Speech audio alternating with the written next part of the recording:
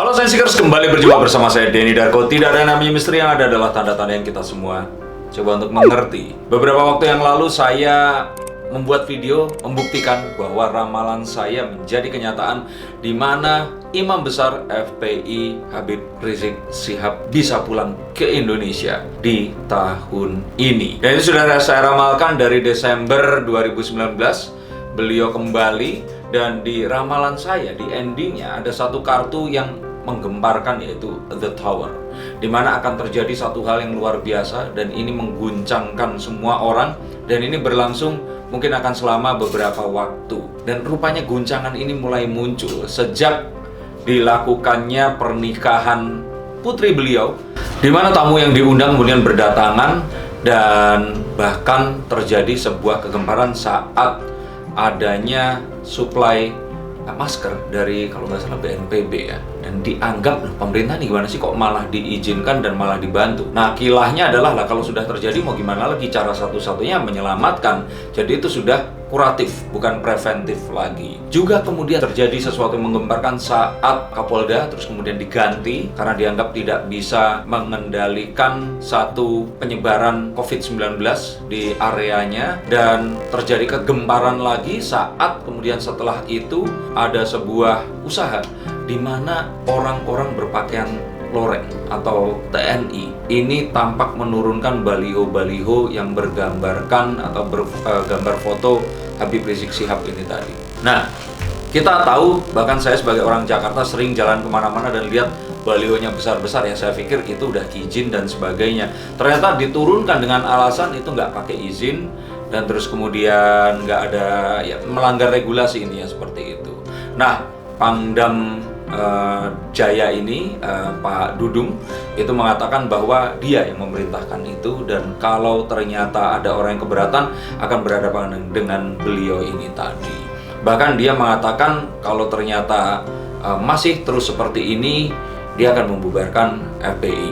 Nah, apa sebenarnya akan terjadi? Apa yang sebenarnya saat ini terjadi? Dan mengapa ini semua terjadi? Ada 10 kartu seperti biasa. Saya akan bacakan untuk Anda semua. Dan saya di sini akan bersikap netral. Saya hanya membacakan ini dari kacamata yang saya lihat dan pemikiran saya tanpa mendukung siapapun. Nah, yang pertama adalah, ini adalah pure politik. Ini bukan tentang membela agama. Sekali lagi, ini tidak ada hubungannya dengan membela agama, membela ulama dan sebagainya. Oke? Ini pendapat saya, dan pendapat saya ini sangat objektif, karena memang kalaupun ada di sini agama itu muncul, sepertinya agama ini dipergunakan sebagai alat politik. Kenapa? Karena masuk ke dalam kritik ke pemerintah. Loh Mas Darko, kan kita sebagai umat beragama, pemerintahan masuk di situ. Tapi kita harus tahu bahwa Indonesia ini bukan negara berdasarkan satu agama. Kita berdasarkan satu Tuhan yang Maha Esa, dengan beberapa agama yang kita akui. Jadi tidak ada satu agama pun yang akan bisa di atas agama yang lain. Kalaupun ternyata itu minoritas, artinya ya secara mungkin kelaziman akan lebih mendominasi. Tetapi kepentingan satu agama tidak akan bisa diletakkan di kepentingan agama yang lain, sebelum negara Indonesia sendiri berubah menjadi sebuah negara agama. Nah, sayangnya sejak beberapa tahun yang lalu, politik, sara, dan agama ini dipergunakan untuk sarana atau kendaraan politik. Kembali lagi, saya tidak bisa menyalahkan, karena dalam politik nggak ada namanya haram dan halal. Sepertinya semua dihalalkan, dan itu adalah sebuah act of policy. Jadi saya kira sih ini semuanya permainan politik. Jadi kalau ternyata terus kemudian membawa-bawa ini perjuangan atas nama agama dan sebagainya, saya sih kurang setuju. Oke, kalau politik silakan politik, kalau memang agama ya kita akan perjuangkan agama. Tapi saya lihat di sini semua tindakan yang dilakukan oleh orang-orang di sini, termasuk apapun yang ada di situ, itu adalah politik semata. Jadi saya akan bicara dalam kacamata politik ini tadi. Nah, saya berpikir bahwa politik ini kemudian memanfaatkan.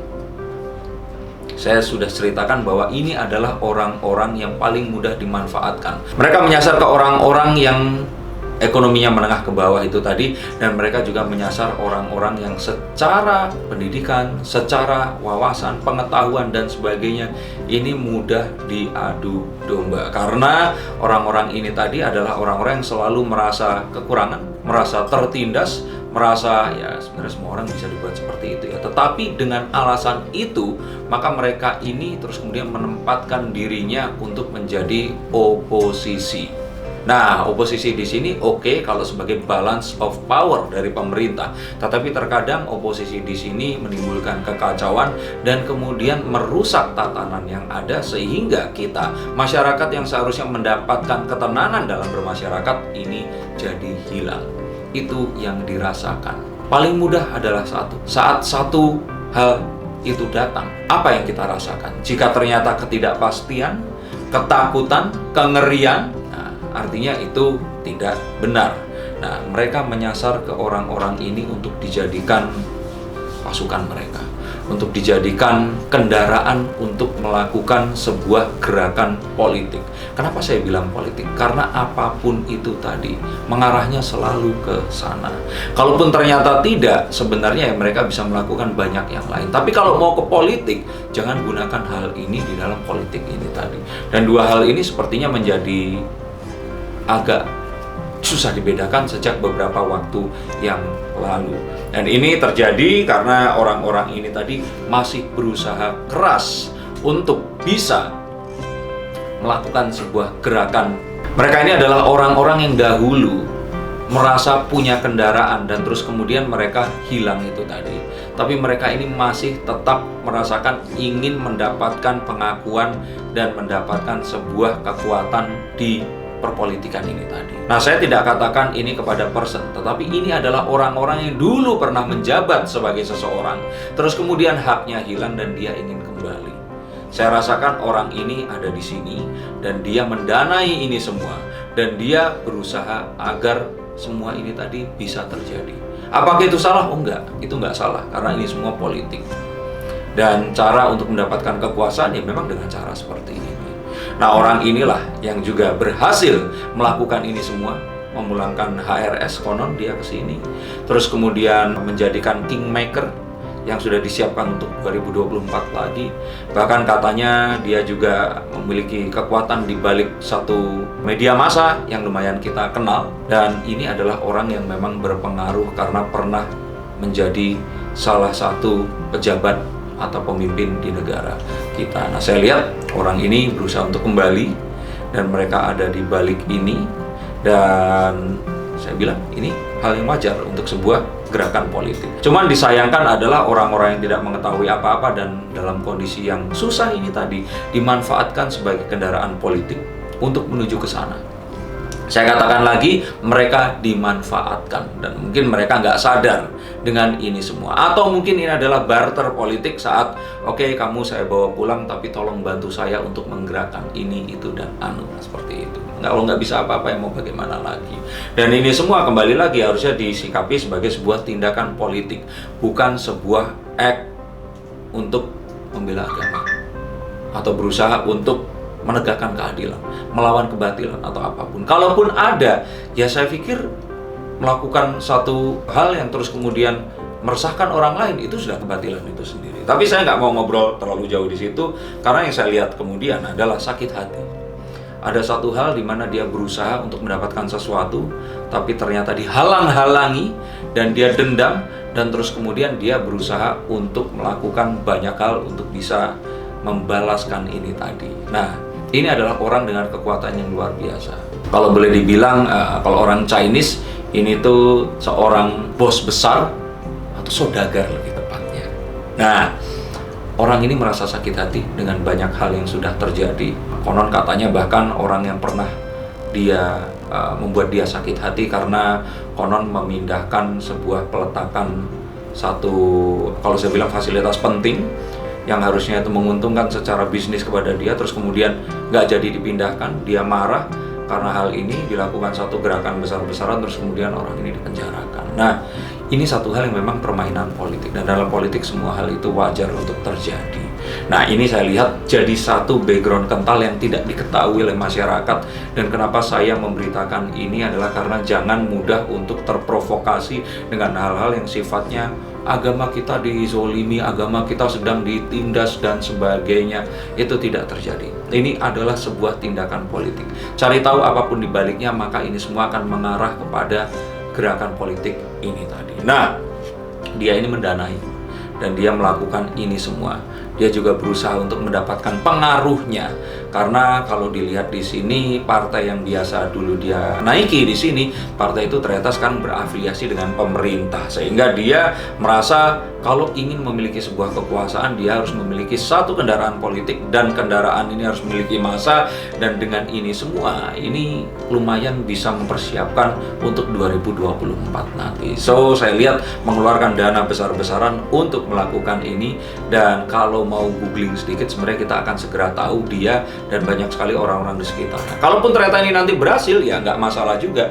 Ini bukan orang yang jahat, orang yang baik, dengan satu tujuan yang baik. Mungkin karena berbeda dengan pemerintah yang sekarang, ya berbeda itu juga sesuatu yang baik juga.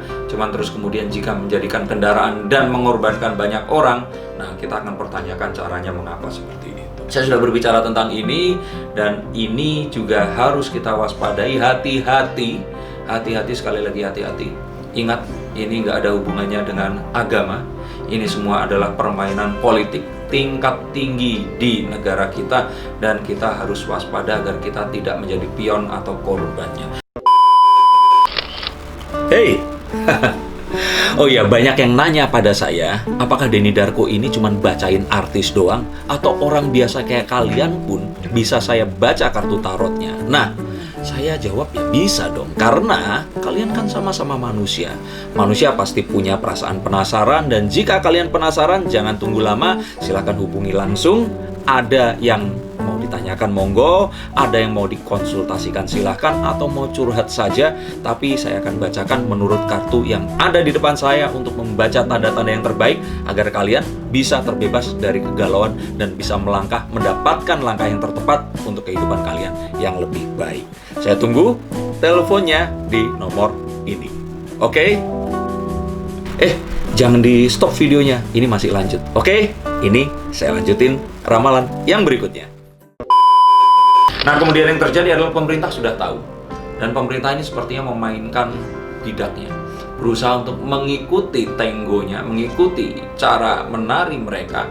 Dan saya berpikir sepertinya ini adalah gerakan yang lumayan cantik untuk bisa meredam ini tadi. Dan kita akan disuguhkan selama beberapa waktu ke depan gerakan-gerakan politik yang ditutupi dengan satu kekisruhan, ada satu perlawanan, ada satu hal yang terus kemudian jadi menimbulkan pertentangan. Nah, ini akan dipertontonkan dengan ini, dan ini adalah sebuah pembelajaran demokrasi. Cuman yang sangat disayangkan adalah seharusnya pemerintah bisa lebih tegas. Gak usah terlalu mengikuti cara main mereka, dan memang saya setuju dengan Pak Dudung, kalau memang itu melanggar ya dicopot saja. Karena ya sebenarnya kan tinggal izin aja. Kalau izin sudah dapat ya dipasang aja, dan nggak masalah dengan itu semua. Kenapa kok seseorang terus kemudian dengan embel-embel agama mendapatkan satu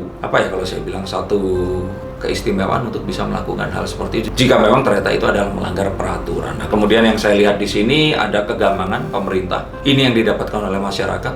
Tapi yang saya lihat sebenarnya pemerintah nggak gampang, tapi pemerintah ini memainkan caranya.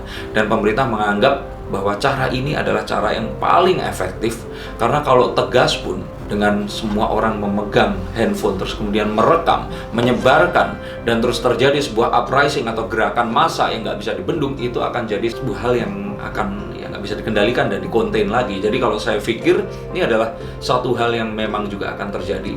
Ada satu hal yang akan membingungkan kita, tapi tunggu aja 3-4 hari, nanti sesuatu itu pasti akan terjawab. Ya, misalkan Kapolda terus kemudian dicopot, terus kemudian diganti dengan seseorang yang pernah mengurus kasus yang bersangkutan. Nah, ini kita akan dihadapkan dengan permainan politik tingkat tinggi seperti bermain catur. Nah, yang saya lihat di sini saat ini, sebenarnya ini semua mungkin kalau saya bilang berpusat kepada satu orang. Satu orang ini adalah pemimpin tertinggi otoritas di Jakarta kalau saya bilang. Nah, Semuanya kembali kepada beliau ini tadi. Karena beliau ini secara sosial media memang paling sering disebut. Dan kalau kita bicara 2024, dan ini semua juga nggak terlalu awal karena politik itu bisa disiapkan sejak awal, beliau ini yang paling populer. Elektabilitasnya paling tinggi. Dan beliau juga melakukan ini dengan kesadaran penuh untuk memainkan nilai jualnya agar dia nanti dipinang oleh partai yang terkuat atau kekuatan yang terbesar untuk bisa menyalonkan diri di 2024 lagi. And that's why, dan mengapa seperti tidak ada satu ketegasan saat kemarin masa berkumpul. Saat terus kemudian terjadi pencopotan baliho ini juga nggak terkesan dia mendukung atau melarang. Ini seperti kayak saya menjadi seseorang, terus saya nge-apply kedua perusahaan untuk bekerja, saya tunggu nih perusahaan mana yang lebih besar. Dia akan applying ke situ. Who is the highest bidder? Jadi saya berpikir ini pun untuk politik sesuatu yang wajar dan sah-sah saja. Nggak usah disalahkan, nggak usah dimaki-maki, dihina dan sebagainya. Mereka semua ini adalah politikus. Dan itu sudah tugas mereka. Adalah salah saat kita semua rakyat menjadi korban. Nah, maka dari itu jangan terlalu lama-lama milihnya, Pak. Saya pikir Anda nggak perlu nunggu sampai 2023 atau 2022. Dari sekarang mendingan memilih mau merapat kemana. Jadi kalau kebetulan Bapak menonton ini dan sedikit saja percaya tentang ramalan, saya pikir sih Bapak mendingan coba untuk berpindah perahu, karena yang sekarang ini terlalu banyak ketidakpastian. Walaupun Bapak ini sudah ada banyak sekali didengungkan oleh orang dan elektabilitas naik, tetapi saya pikir ini adalah sesuatu yang ada orang yang bilang kalau dibicarakan walaupun baik dan buruk itu tetap sesuatu yang positif dan menguntungkan. Tetapi sayangnya di yang buruk ini tadi Anda nggak diberi kepastian, terlalu banyak di PHP. Jadi kalau saya berpikir kenapa nggak terus kemudian Bapak merapat aja ke yang sekarang berkuasa, dan saya pikir memang yang teraman itu untuk masyarakat juga nggak terus dibelah-belah dan akhirnya kebingungan seperti sekarang. Kita sekarang hancur waktunya sudah selama lebih dari 5 tahun kita ngomongin politik lagi, sekarang pun masih politik. Jadi saya pikir cuma dua, pemerintah harus tegas, atau kalau tidak Anda Pak, pindah haluan saja, sudah merapat saja, dan kita membangun bersama. Apakah saya terus kemudian dianggap sebagai buzzernya pemerintah sekarang dan sebagainya? Bukan. Tapi saya adalah orang, masyarakat yang sadar bahwa dengan semua kekisruhan politik yang ada saat ini, kita semua hanya akan menjadi korban. Dan media akan semakin kaya karena mereka akan menyebarkan ini semua dan terus berusaha untuk membumbui ini. Nah, sedangkan kita masyarakat awam, umum, hanya akan disuguhi dengan satu tontonan seperti ini. Mau investasi nggak jelas, mau kerja nggak jelas, sendiriin perusahaan susah, dan sebagainya. Terus kemudian terjadi premanisme di mana-mana. Please, saya pikir sebagai seorang pendidik, saya pun dulu juga dosen dan pengen jadi dosen, kita berpikir bahwa dengan kondisi yang paling tenang, hanya dengan itu Indonesia ini bisa dididik untuk menjadi bangsa yang lebih baik daripada sebelumnya. Nah, ini tadi adalah ramalan saya. Semoga kita semua akan tahu, ingat, sekali lagi saya ingatkan, tidak ada hubungannya sama agama, nggak ada sama sekali dengan sebuah penindasan atau satu pengkriminalisasian sesuatu dan sebagainya. Karena terlalu banyak ini tadi. Masyarakat di daerah juga sudah disuguhi sandiwara ini terlalu lama. Kita sudahi semua permainan SARA dan semua permainan agama ini tadi. Dan kita segera membangun negara kita yang sudah terlambat jauh dibandingkan negara lain di seluruh dunia.